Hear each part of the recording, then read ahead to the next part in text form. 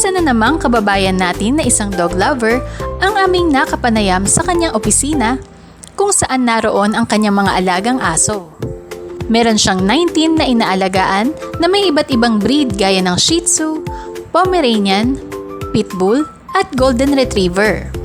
Ikinuwento niya sa amin kung paanong nasolusyonan ng Walters Dog Food ang mga problemang naranasan niya sa kanyang pag-aalaga at ang mga pakinabang nito sa mga alaga niyang aso. So normally before, ano yung naging problema niyo sa pag-aalaga ng aso? Doon sa food nila, talagang medyo kailangan mo pang lagyan ng kung ano-ano, like dilata, haluan mo pa ng para hindi sila kagad magsawa. Ngayon, medyo nakatipid kami kasi yun lang Walter food, yung Walters Dog Food? Yeah, okay na. Before medyo namamatayan kami ng puppies eh. Medyo ngayon maganda since siguro 5 months na akong bumili sa inyo ng dog food. Yeah.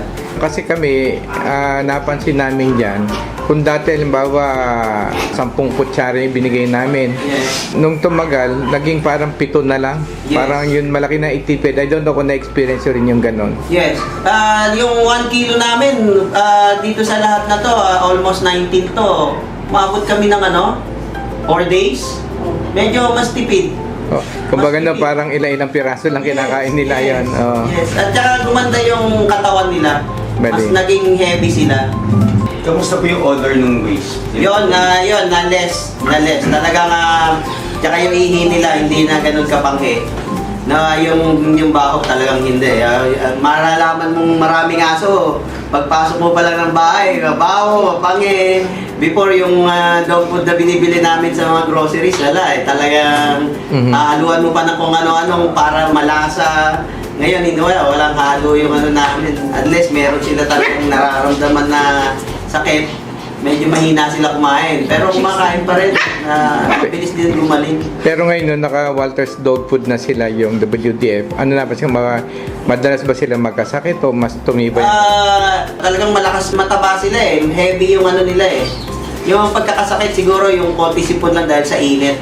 Yung normally kasi, di ba yung aso, pag hindi napapaligo, nangangamoy yan, Yes. Ito once before 3 times a week. Ngayon once a week na lang kami. Once a week. Hindi siya mabaho eh. Napansin niyo? Lalo na ang Shih Tzu, naglalaway siya, yung mukha niya ang mabaho. Ngayon hindi eh.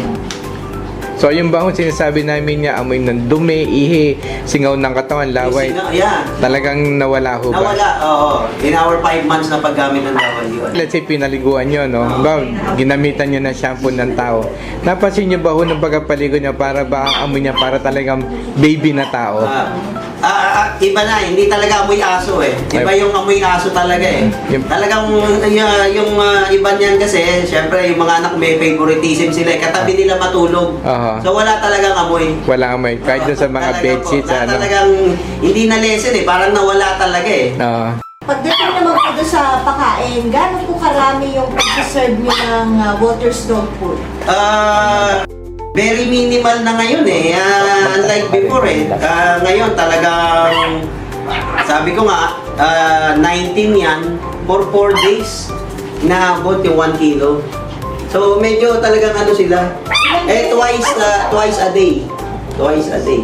Which is actually, yung iba naman kasi dumidede pa. So yung adult ko, siguro siyam yan, yung adult. Would you say na naka-menos na po kayo this time? Malaki na menos namin. Gamit ko na rin yung Walter dun sa farm eh. Meron ako mga big dog like Pitbull, Golden Retriever. Mas talaga, mas nakatipid ako. Na-obserbahan niyo po ba yung epekto dun sa parang mood ng mga ganong malalaking Healthy sila, playful. As you see, playful naman sila. Yung sila, masigla. Actually kasi yung mga aso ko, talagang friendly dog yung kinuha ko eh. It's not yung yung mga security dog. So talagang naman, yun lang, talagang very energetic sila. Sa balahibo po, ano ang napapansin niyo epekto? Shiny yung balahibo nila. Very shiny. Ito sa... Kasi pati yung taba ng puppy, iba yung nila dahil yung pagdedede doon sa kanilang ina. Kompleto vitamins eh, ng Walter eh.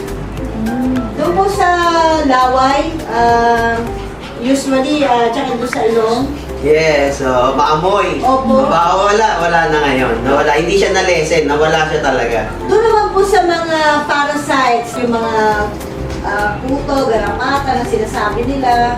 Kaya nakikita niyo, wala naman. Talagang mabalahibo pa ang Shih Tzu. Meron na po ba kayong aso na inabutan na may skin disease? Tapos ngayon, nag-take na siya ng Walter's dog food, may observation. Right now, meron kaming isa na gumaling yung tenga niya. Before kasi, yung dog food from the groceries, parang laging masakit yung tenga niya. Pag ginawakan mo, galit siya. With Walter, nawala yung ano niya yung sakit dun sa tenga niya Sa breeding po naman, meron na ba kayong masasabi po sa ganun ba? Sa Shih Tzu and Pomeranian kasi, dahil small dog, we expect dalawa lang, maximum is 3. Pero ngayon, umabot kami ng 6 May 6 na anak. Yung isa ko, 4 ang anak, although during yung birth, namatay yung isa. Pero maganda maganda ang ano. Nung una po, nakaranas ba kayo ng parang second thought na sumubok ng ibang dog food? Siyempre, matagal din na sana kasi mag-iisip ka na, baka iba to, baka makakagastusan ng ito, hindi magustuhan. Ano pong pwede Actually, dahil sa experience ko, for 4 years na nasa farm, ginamit ko yung produkto nyo na Atobi. Medyo sampalataya ako dun sa Atobi, kaya nung lumabas yung Walter, talagang sinadya ako bumili rin. Try talaga Walter, kaya talagang hindi ka magsisisi na maganda kasi ang epekto sa alaga ko. Like Atobi na tested sa baboy, native pigs, may baka ako, sinasama ko siya sa inumin, hindi sila sa akin. So, would you recommend Walter's dog food para sa ating mga dog lovers? Well, ako, gaya ko na-test ko na talaga, tested ng Atobi sa akin. So, sampalataya ako doon sa Walter, naging maganda naman ang resulta, yes. I suggest talaga, Walter dog food. Marami man ang inyong inaalagaan, kahit puppies man or adult dogs, ay hindi na problema ang mabahong amoy ng kanilang dumi at ihi, pati na rin ang singaw ng kanilang katawan. Gamit ang Walter's dog food ay makakatipid na sa pagkain, sigurado pang lalaking malulusog at hindi sakitin ang inyong mga alagang aso.